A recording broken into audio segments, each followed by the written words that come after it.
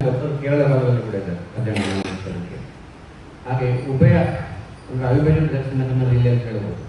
ಹಾಗೆ ಉಭಯ ರಾಜ್ಯಗಳ ಎಲ್ಲ ಭಕ್ತರನ್ನು ಅನುಗ್ರಹಿಸುವಂತಹ ಮಹಾಲಿಂಗೇಶ್ವರ ದೇವರು ನಮ್ಮ ಅಧ್ಯಕ್ಷರು ಹೇಳಿದಾಗೆ ಪ್ರಾಕೃತಿಕವಾಗಿ ನಿರ್ಮಾಣಗೊಂಡಂತಹ ಒಂದು ಸುಂದರ ಭೂದೋಟದ ಮಧ್ಯೆ ಪ್ರಸನ್ನವನ್ನಾಗಿರತಕ್ಕಂಥ ಮಹಾಲಿಂಗೇಶ್ವರ ಸ್ವಾಮಿ. ಧಾರ್ಮಿಕ ಉಪನ್ಯಾಸ ಕೂಡ ನಡೀಲಿಕ್ಕಿದೆ. ನಾಡಿನ ಶ್ರೇಷ್ಠ ಧಾರ್ಮಿಕ ಉಪನ್ಯಾಸ ನೀಡುವಂತಹ ಯಾರು ಪ್ರತಿಭೆಗಳಿದ್ದಾರೆ ಅವ್ರನ್ನೆಲ್ಲ ಕರೆಸಿ ಧಾರ್ಮಿಕ ಉಪನ್ಯಾಸ ಕೂಡ ಮಾಡಲಿಕ್ಕಿದೆ. ಅದೇ ರೀತಿ ಕಲೆಯ ಸಾಹಿತ್ಯದ ಕ್ಷೇತ್ರ ಆದ ಕಾರಣ ರಾಷ್ಟ್ರ ಮಟ್ಟದ ಹಾಗೂ ಸ್ಥಳೀಯ ಮಟ್ಟದ ಕಲಾವಿದರಿಂದ ವಿಶೇಷವಾದ ಅನೇಕ ಸಾಂಸ್ಕೃತಿಕ ಕಾರ್ಯಕ್ರಮಗಳು ಕೂಡ ನಡೆಯುತ್ತಿದೆ.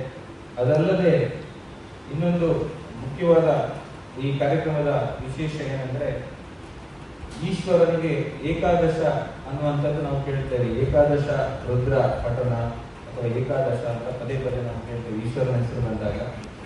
ಈ ಮಹಾಲಿಂಗೇಶ್ವರನ ಬ್ರಹ್ಮಕಲಶೋತ್ಸವದ ವೈಶಿಷ್ಟ್ಯ ಏನಂದ್ರೆ ನಮ್ಮ ಅಖಂಡ ಭಾರತದ ಪುಣ್ಯ ನದಿಗಳ ತೀರ್ಥ ಕಲಶದೊಂದಿಗೆ ಅಭಿಷೇಕ ನಡೆಯುತ್ತಿದೆ ಮಹಾಲಿಂಗೇಶ್ವರನಿಗೆ.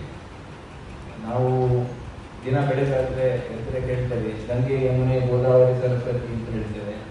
ಯಾವುದೇ ಒಂದು ಕಲಶ ಸಂಕಲ್ಪ ಮಾಡಬೇಕಾದ್ರೆ ಇದನ್ನೇ ಮುಂದುವರಿಸಿ ಸನ್ನಿಧಿಂ ಕುರು ಅಂತ ಹೇಳಿ ಆ ಕಲಶಕ್ಕೆ ನಮ್ಮ ಅಖಂಡ ಭಾರತದ ನದಿಗಳನ್ನ ಸಾನ್ನಿಧ್ಯವನ್ನ ನಾವು ತರಿಸ್ಕೊಳ್ತೇವೆ. ಆದ್ರೆ ಈ ಕಾರ್ಯಕ್ರಮದ ವಿಶೇಷ ಏನಂದ್ರೆ ಅಖಂಡ ಭಾರತದ ನದಿಗಳ ತೀರ್ಥವನ್ನೇ ತಂದು ಅದನ್ನ ಉಪ್ಪಿನಂಗಡಿಯ ಸಂಗಮ ಕ್ಷೇತ್ರದಲ್ಲಿ, ಮೊದಲೇ ಅದು ಸಂಗಮ ಕ್ಷೇತ್ರ, ಅಲ್ಲಿ ಕುಮಾರಧಾರ ಮತ್ತು ನೇತ್ರಾವತಿ ಸಂಗಮ ಆಗಿದೆ. ಅಲ್ಲಿ ಈ ಅಖಂಡ ಭಾರತದ ಎಲ್ಲ ನದಿಗಳ ತೀರ್ಥವನ್ನ ತಂದು ಅಲ್ಲಿಂದ ರಥದ ಮೂಲಕ ಮೆರವಣಿಗೆ ಮೂಲಕ ಅದನ್ನ ಪುತ್ತೂರು ಮಹಾಲಿಂಗೇಶ್ವರನ ಸನ್ನಿಧಿಗೆ ತಂದು ಅಲ್ಲಿ ಅದಕ್ಕೆ ಆರತಿ, ಒಂದು ವೈಭವಪೂರ್ಣ ಸ್ವಾಗತ.